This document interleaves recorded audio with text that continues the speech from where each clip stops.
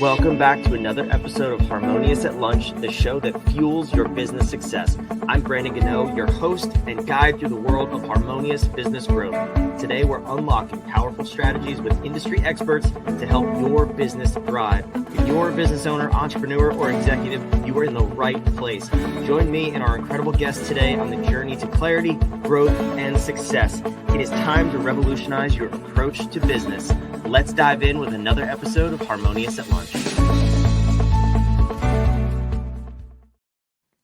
Welcome back into some more bite-sized business advice. In today's episode, we got a new topic and one that I'm very, very excited to cover. I think this is going to blow your mind a little bit as a business owner. At least I'm that excited to dive in. But I have a very special guest here. We're talking about writing short books to boost your sales and leads. Mike Capuzzi, welcome to the show and thank you for being here. Brandon, thank you for the opportunity. So short books to get sales and leads. I think we can all kind of picture what that looks like, but let's dispel some myths here because I know there's a huge market of people who push quick little ebooks that are ChatGPT written and use those as lead magnets. I don't think we're talking about that, but can you shine some light on that for me? Yeah, it's amazing. We've been doing this long enough now that actually has to become a part of the conversation. But no, these are real books, traditionally printed books, paperback primarily. We do use digital versions, but they are, the key things, Brandon, are they're designed to be read by the average reader in about an hour. So they're not a short little ebook. They're not a pamphlet. They're not a brochure. They're also not an encyclopedia. They're that 1 hour read, roughly 12 to 15,000 words, which is a lot less than a typical business book, but they're real books. They're short and they're helpful. I'm not saying that AI couldn't be a tool that could be used, but so far, all of our authors, our clients, myself included, we're writing our own content. So, but yeah, real books, just design and the format is very unique to the kind of, goal that we're trying to achieve. Yeah. I mean, listen, AI has its place. Let's acknowledge that. But I think if you're gonna put content out there and put your name on it, I mean, it should be your content. So I'll leave that where it is. I also just realized does your hat say bite-sized books? Bite-sized book. That's the name of the company, the publishing company. I love this. And I start every episode with bite-sized business advice. So it's a match made in heaven. I love it. Sorry. There you go. Squirrel moment. But let's dive into this. You have these short books. I can understand from a conceptual perspective how this would help. You get to say you're an author. You could use it as a lead magnet. It's a business card. Why do you advocate for this style of book in terms of getting more leads and sales? Well, it goes back to the fact that even in today's day and age where, listen, I acknowledge attention is a lot shorter than it used to be. People want information quickly. But when somebody is interested in a topic, so for example, for the first time in my life, I am now suffering from tennis elbow. Never had it in my entire life. I was doing some yard work 2 months ago now. Brandon, you can imagine, I've watched every YouTube video. I've gone on Amazon for books because I'm experiencing something that's bothering me and I'm trying to find a solution, which doesn't really seem that there is one out there except time. But regardless, when somebody's interested in something, whether it's solving a problem, right? So for example, this is a short, helpful book, a Shook, that a lawyer wrote about for folks that are dealing with dementia, right? Either a caregiver or a loved one. When you're in that mode, you're looking for good quality information and you don't care if it's something that you can read in 5 minutes, right? You want everything that you can get on that topic. So whether it's trying to solve a problem or achieve a goal, most people, even in this day and age, are looking, for information, quality information. And a short book allows them to digest it at their leisure. But again, with the goal that we've created for our readers, for our authors, and then the flow of the Shook itself, it's really leading that person from information to interaction with the author. I like that. So let's take a hypothetical situation. I approach you. I want to write a Shook, and I have no idea where to start. Where do you start with people to help them understand, what their book should be about, how to go about writing and planning and outlining? I mean, it seems like a big process. Where do you begin with people? Well, I've been doing this a long time. So I've been in the marketing game for 30 years, almost 30 years. I've got a good reputation for being able to take complex things, make them simple. I also originally came from the engineering world, so I've got an engineer brain. And we've really refined a very simple process. Every one of our clients works directly with me. We do what you and I are doing right now. We brainstorm. I understand their goals. I understand what their readers are, their potential readers are trying to achieve. And we work together to develop, a book that is going to be very attractive for that target audience, right? It's not written for everybody. It's written for a specific reader, and getting that reader to, absorb quality information. But then this is a big important step, Brandon, because most books don't do this, which is then connect that reader who is interested, right? That percentage of readers who wants more from the author, to connect them with the author. And, with the idea of engaging them either as a client or a customer or whatever it might be. So that's a key difference. But yeah, we figure it out. We've worked with over 250 authors, and yeah, it's worked out well.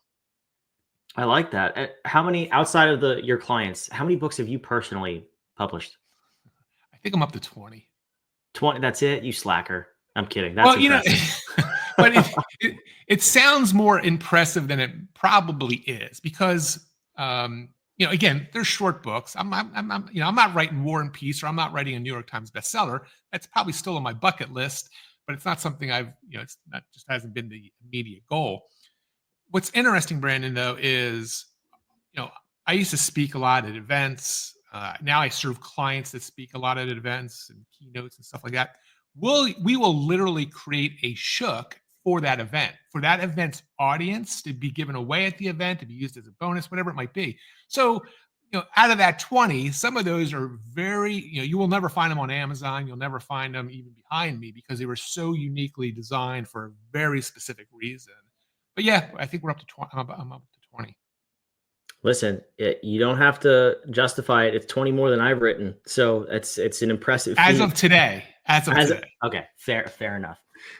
It'll take me 6 years to put 12,000 words in a row on paper. So 7 years from now, as a podcast host, you have sort of done for you media already, right? The best of Harmonious at Lunch, right? Don't laugh. There's a lot of people that are doing that. I'm not. There is a book in the works, as a matter of fact. I love to, let's tease the end of this episode. I love to ask the guests to provide a powerful question so that the audience has actionable tips to take away from the episode. I think we're over 100 episodes of questions. So there is definitely the potential for a book from all the wisdom from our guests. It's none of mine, but all of our guests. So, and again, so get this real quick. I've been doing a podcast as a host for over 5 years now. I just recently pivoted, but for 5 years, I was running the Author Factor podcast, where I would interview authors of nonfiction books. And I always asked every one of them the same question at the end, which was designed to give me a little tidbit of information. Now, I haven't published this book yet, but we have over 200 of these little sound bites of what it means, what has it meant to that individual to be a published book author. And my goal was, just like my thought was, to create a book of inspiration for people who want to write a book. I love it. So it's a good idea. Yeah, well, thank you. It's good validation there. So I want to move to the after writing side of things. And I understand things happen simultaneously. But anyway, in sequential order, the promotion of the book, the selling of the book, maybe not even selling, but using it for lead gen, for sales. I understand completely where, maybe there are books that you print 250 copies for an event. That's it. They never see the light of day outside of that. I'm talking about more, or let's talk about more of the mainstream. If I want to use this to get leads, I want to put it on Amazon. I want to use it as a business card.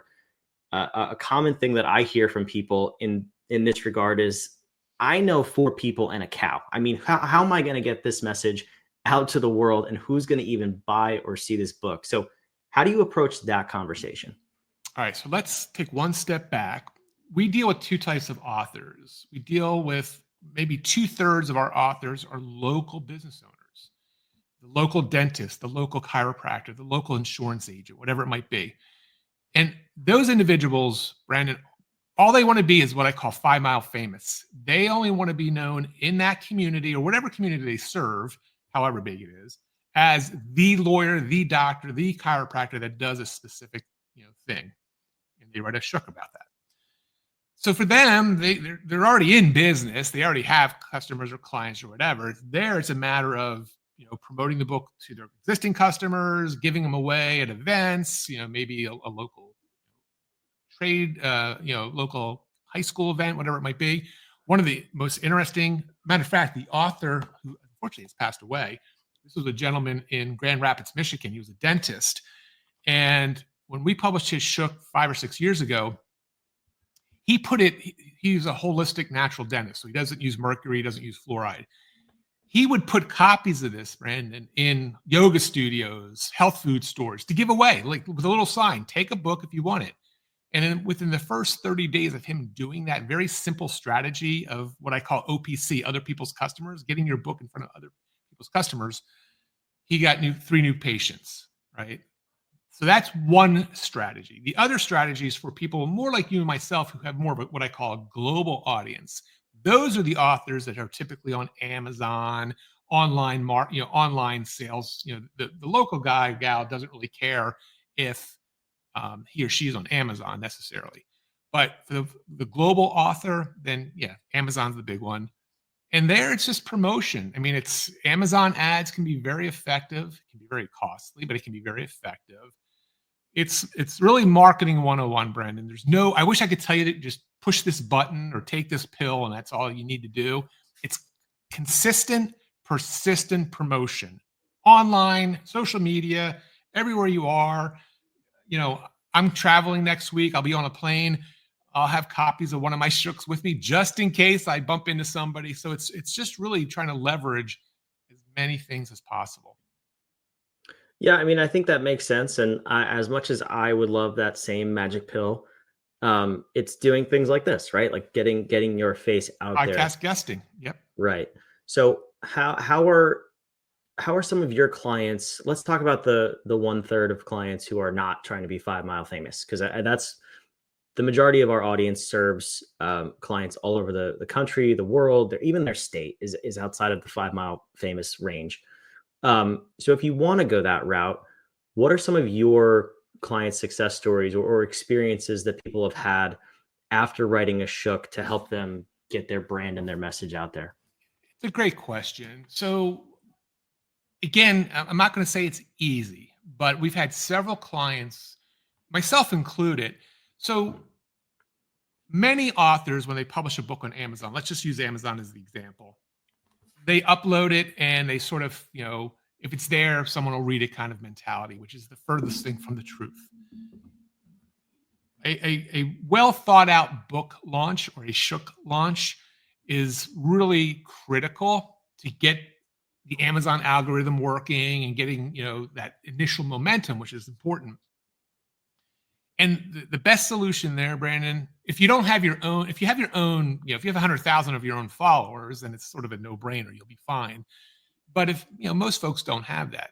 I just was dealing with 2 different doctors. One was a PhD, one's a medical doctor. They just happened to be married, and they each wrote 2 different shooks for 2 different businesses. They have 2 very successful businesses. And, what they did was they tapped into their own network. Friends, people of influence that they're friendly with. They're both part of coaching groups. So they're in a network of smart, successful people. And when each of their book launches happened, they had, we always try to shoot for 25 to 50, what we call launch partners, just to promote it during the launch week. And actually, I think the wife sold, Ashley sold in the first week 3,000 copies. She had so much momentum.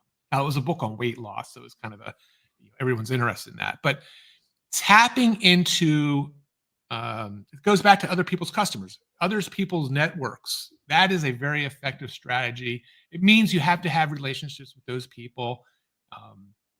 If that's not a possibility, Amazon ads is a pay-to-play strategy, which can work very well. And I'll caveat that it can be very effective, but there's some pitfalls there too. Yeah, I mean, paying for ads is definitely a strategy in general. I personally like the relationships model where you can go talk to people you already know and they can help support you. Yeah. But that brings up an interesting question of what did you say your name? Ashley? Actually, Ashley. Okay. So, Ashley's probably been nurturing these relationships for years, if not decades, in some cases. If someone, let's say, again, I come to you today and I want to write a book, how long is the timeline to actually write it? And then how long before the launch should I be building and nurturing those relationships that will help me with that launch? yeah. Well, listen, that question, the latter part of the question goes beyond the book, right? Because if Right. you don't have a network or you don't have a following for a book, then chances are you don't have a following for your business or whatever it is. I get that. I'm not knocking. I'm just saying the book is just an example of media. It goes beyond the book. To that question, it's, you know, my youngest daughter is dating a young guy, and he's got his own business. They've been dating for years now, and he came to me a couple years ago, knowing my background, and he asked me, like, he was still in school at the time, and he's like, "Listen, I'm starting my own business. What are your recommendations?" And my first recommendation was, "You." And he's in fabrication, so he's using his hands to make stuff, right? Like, you still have to build a following. You have to have a following. You have to have people that are interested in what you're doing, what you're saying, whatever it might be. So that goes without saying. It just has to happen. You have to be thought as, in some level, a thought leader, whatever that might mean for you and your business. But that is work that you need to do immediately. It's beyond any marketing media. For the Shook itself, it takes our average client 8 to 12 weeks to get it done, working through our process. For a launch, we like to tack on I'd like to say another 2 to 3 months if you're really doing it. I mean, it can be done much quicker. Matter of fact, Ashley, as an example, she did it in like less than a month. But again, she had a good network, so she didn't have to do all this homework and groundwork. But yeah, you're looking at probably at minimum a 3 to 4 month window to make a big splash.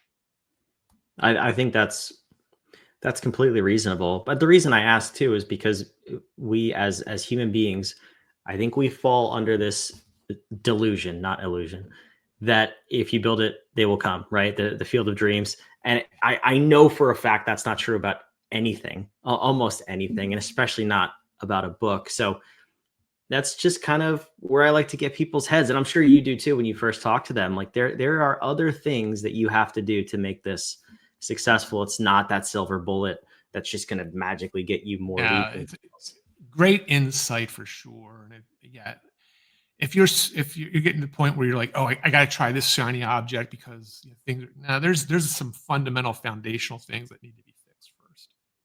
Yeah, I love that. This is not the show for shiny objects. Yes, I did have a squirrel moment before, but we do not push shiny objects. Totally different. So, Mike, I teased this before. Now I want to pop the question to you, so to speak. Look, we're getting engaged. Imagine that. But the powerful question. I personally believe that powerful questions get powerful answers, and that's what helps people take action on what they listen to, what they read, whatever it may be. What do you want the listeners to ask themselves if they think this is a good fit for them, if they want to write a Shook, if they want to go down this path, if it's not just the shiny object? What do you want them to ask themselves so they can take appropriate action after listening to this?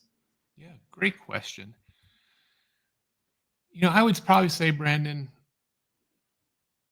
this is not like an earthquake question, but like, what is stopping you from accomplishing it? Most people, not everybody, a lot of people, yourself included, it sounds like, want to be a published book author. It's just something they have. They like to read. They like, what it means. They like to have something they can hold and give to people, etc. So it's a bucket list for a lot of folks. Then the question becomes, what's stopping you from doing it? And I will say, Brandon, because we hear it a lot. A lot of people think, okay, who am I to write a book? I'm not smart enough to write a book. I'm not a good enough writer. And I try to, alleviate those fears. We are not writing the next War and Peace. We are not writing the next book that's going to last thousands of years. And be remembered 1,000 years from now. This is it's a tool to help people and to help your business. And a lot of it just is about writing and conversing in a very me to you fashion. So I would just ask them, what's stopping you? I love that. That question you may see in a book near you one day when I do publish that book. No, but in all seriousness, I mean, I found the loophole to that question because I've had those same thoughts. Like, I don't have, who am I to write a book? Well, I just asked 300 other people a powerful question and then they gave me an answer. And I can now convey that in one succinct place to other people. And guess what? It's a tool for me more than anything else. Because how cool would that be to have insights from that many people in one place? And I know we're probably running short, but can I give a real quick thing? I just had somebody, a good friend of mine he was a follower of mine for years. He was a member of one of my groups years ago. He's now a senior citizen, but he just reached out to me last week. I hadn't heard from him in a while. And he just reached out to me and said, "Hey, Mike, you probably don't remember this, but years ago you told me I should." He was a very good writer. Now, he wrote a book, not a shook, but he wrote a book. But regardless, he was very skilled at just writing in a way that people were engaged with him. He's like, "You probably don't remember this, but years ago you encouraged me to write, even though I didn't know who I was writing for. And you told me," his name's Phil. He said, "Phil, you don't know who you might impact with your writing. You may never know it, but someone's going to be impacted. Someone's life's going to be changed." And Brandon, I'm telling you right now, that book that you're thinking about, that you're working on, it will change someone's trajectory, their thought process. You may never know it because most of us as authors don't know that. But it's one of the just amazing benefits of creating a quality book that is designed with your goal of helping people, right? So the impact is way beyond anything you can imagine. And even though you may never hear about it, even though your Amazon reviews may not be that high, it is out there impacting people. I love that perspective. That's such a gold nugget from the episode too. Mike, I can't thank you enough for being here. I said I was excited for this episode in the beginning and you completely over-delivered, which I love. If the listeners do want to take that next step, they want to learn a little bit more about writing a shook for themselves or their businesses, where can they go? Yeah, well, with your permission, I have 3 shooks I'd like to give your listeners. It's I'm going to show it on the video, but if they're listening, The Magic of Gratitude, which you should check out. I'll have to make sure I send you a direct link. It'll give you some ideas. The Magic of Working Together and The Magic of Short Books. Oh, apologize for that. I have my phone off, but that's an emergency contact. And it's my magic kit. You get it at mikecapuzzi.com/magic. I love it. That link is on the screen if you're watching. It's also down in the show notes and description below, wherever you're watching or listening. Mike, thank you so much for coming here and being an amazing guest today. Brandon, thank you. For those of you watching, listening, wherever you are, again, all the links down below. Go check out mikecapuzzi.com at the special link /magic. Get those 3 books and make sure you subscribe. We want to have you back. We put out 5 episodes a week because we're crazy, but also because we want to help you build a more harmonious business and life. And a shook just might do that. So we'll see you tomorrow on Harmonious at Lunch.